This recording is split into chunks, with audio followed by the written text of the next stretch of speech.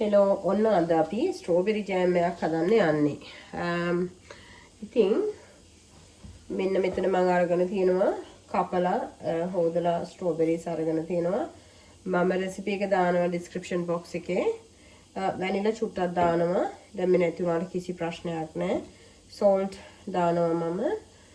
මෙතන මම ඇත්තටම සෝල්ට් ටිකක් දාගෙන තියෙනවා. සාමාන්‍යයෙන් රෙසිපි එකේ මම ඔයගලන්ට දෙන්නේ ග්‍රෑම් 400ක් කියලා සීනි. ඒ වුණාට මම ගොඩක් සීනි අඩුවෙන් දාන්නේ. මොකද මගේ හස්බන්ඩ්ටත් සීනි තියෙනවා. මමත් කෙට්ටු වෙන්න ටිකක් try එකක් දීගෙන ඉන්න හින්දා සීනි කන්න එච්චර කැමති නැහැ. ඒකින්ද මම මේ ඔක්කොම ස්ට්‍රෝබෙරි ප්‍රමාණයට ග්‍රෑම් 100ක් අරගෙන තියෙන මෙතන සීනි. හැබැයි ඕගොල්ලන්ට පුළුවන් කිලෝ එකකට ග්‍රෑම් 400ක් දක්වා දාන්න සීනි. ඊට අමතරව මම අරගෙන තියෙනවා මෙතන chia seed තේ හැඳි වලින් 4ක්. මෙතන තියෙන ලුණු. එහෙනම් අපි මේක හදාගමු. මම මෙතන අරගෙන තියෙන සෙරමික් භාජනයක්. ඉතින් ඒකට මම ඉස්සෙල්ලාම අපේ සීනි ටික තමයි දාගන්න හදන්නේ.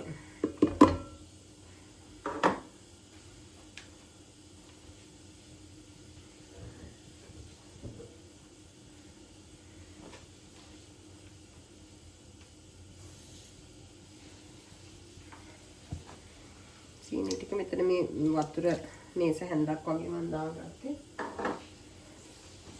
මේ සීනි ටිකට අපේ ලුණු ටිකත් මම එකතු කරගන්නවා. දැන් මේ හදන ස්ට්‍රෝබෙරි දැන් මේක අපි ගෙදරනේ හදන්නේ. එතකොට මේකට කිසිම අපි කල් තබා ගැනීමේ ද්‍රව්‍ය මුකුත් එකතු කරන්නේ නැහැ. ඔයගලන්ට පුළුවන් මේක ෆ්‍රීසර් එකට දාගන්න. මේක තමයි කල් තියාගන්න පුළුවන් ක්‍රමේ. එහෙම නැතුව ෆ්‍රිජ් එකේ ඉතින් සතියකට වඩා මේක තියාගන්න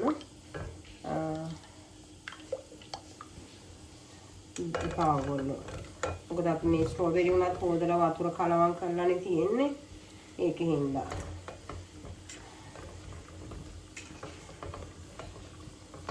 මෙන්න මම ස්ට්‍රෝබෙරි ටික දාගන්නවා.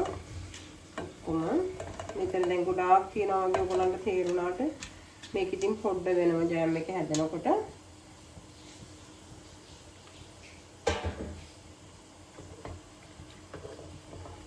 ඊට පස්සේ මම මේක ගින්දර අඩු කරලා එන්න මේ විදිහට වහලා තියෙනවා. පොඩක් විතර පල්ලෙහා ටික තැම්බෙනකොට මේක කොහොමද ටිකක් යටට බහිනවා. දැන් අපි මේක අරලා පලා ගමු. මෙන්න මේක ටිකක් බහැලා තියෙනවා. මේ ස්ට්‍රෝබෙරි වල ඔයගොල්ලෝ දන්නවනේ සෑහෙන වතුර තියෙනවා. මේ බලන්න දැන් මේකෙන් භාගයක් විතර වගේ වෙන්න ස්ට්‍රෝබෙරි ජූස් එක ඇවිල්ලා තියෙන්නේ. මම මේ ලොකුවට තමයි කෑලි කපාගෙන තියන්නේ. ඔයගලන්ට අවශ්‍ය නම් පොඩියට කෑලි කපා ගන්නත් පුළුවන්.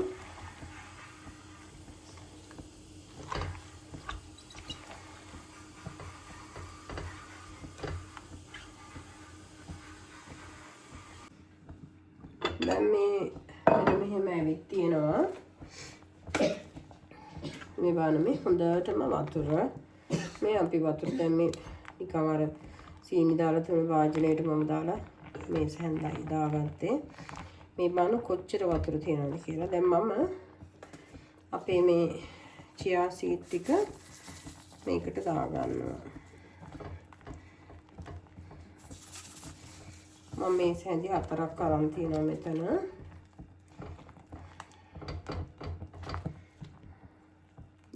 එපා දැම්ම දාන්න වෙන. අපේ පබාය වෙන්නේ ඉන්නවා.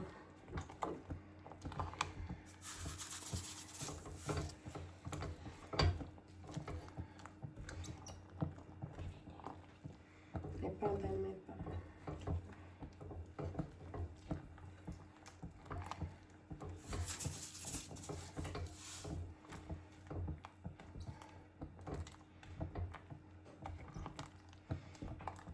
දැන් මේක ඉතින් අපි හොඳට තියාගන්න ඕනේ ලිපේ මේ තියෙන දියර ගතිය සම්පූර්ණයෙන්ම ඉඳනකම් ලිපට තියාගෙන ඉන්න ඕනේ. ඉතින් මේක අඩු වෙලා යනකම්ම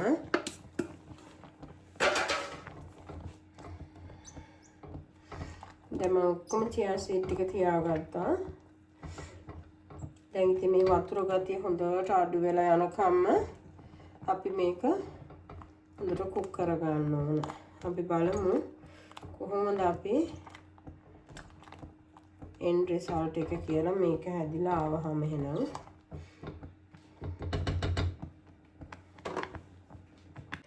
ඔන්න දැන් මේක භාගයකට අඩු වෙලා තියෙන්නේ. ඔයගලන්ට පේනවා ඇති අපි මෙතනට වෙනකම්ම දැම්මනේ.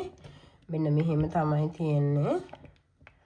මේ පේනවද මම ලොකු කෑලි කපාගෙනත් බලන්න මේ මෙන්න මේ විදිහට තියෙන්නේ. ඉතින් ඒකින්ද තමයි මම පොඩි කෑලි කපා ගන්න නැතුව කෑලි මේ විදිහට අහුවෙන විදිහට ලොකු කෑලි කපා ගත්තේ.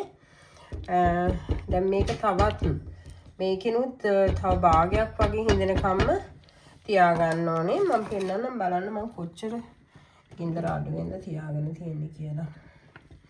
එහෙනම් බලමු ආයෙත්.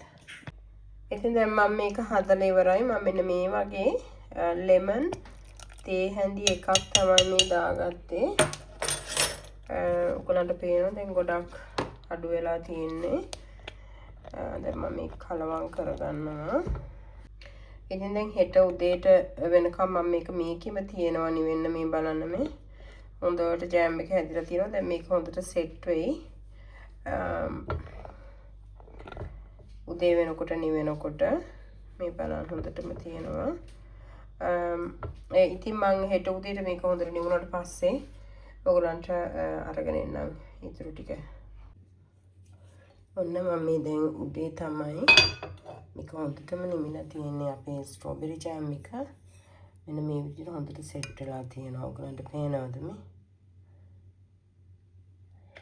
දැන් මේක අපිට පාන් පෙත් එක ගහ ගන්න පුළුවන්. මේක තවත් ටිකක් ඔයගලන්ට මීට වඩා ගොඩක් හොඳටම එනවා සීනි හරි ප්‍රමාණෙම දැම්මොත්. සහ ජෑම් හදනකොට පෙක්ටින් කියලා තියෙනවා. ඒකත් දානවා නිකන් ග්ලූකෝස් සිරප් එකක් වගේ එකක්. ඒකටත් ජෑම් එක ඔක්කොම එකට බදලා ඔක්කොම ටික අල්ල ගන්නවා හොඳට. ඉතින් මම ඒව මුකුත් පාවිච්චි කරේ නැහැ. ඒ වෙනුවට ඔයගලන්ට මේ චියා සීඩ් එකනොත් ඒ ටිකම තමයි කරන්නේ. මේ බලන්න ජෑම් එක කොච්චර හොඳට තියෙනවද කියලා මේ. ඉතින් එහෙනම් මගේ channel එක subscribe කරන්න අමතක කරන්න එපා. ආයෙත් මම මේ වගේ වීඩියෝ එකක් අරගෙන එන්නම්. Thank you.